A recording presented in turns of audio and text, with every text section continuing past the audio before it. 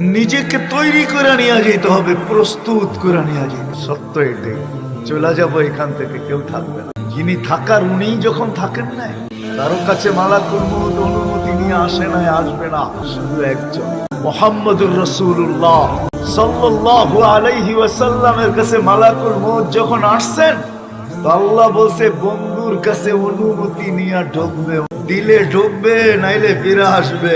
বন্ধু আমার, খবর তার অনুমতি ছাড়া যায় ঘন্টায় ঢুকা যাবে না। আমাদের কারো কাছে অনুমতি নিয়ে আসবে না, ওনার কাছে অনুমতি নিয়ে গেছে।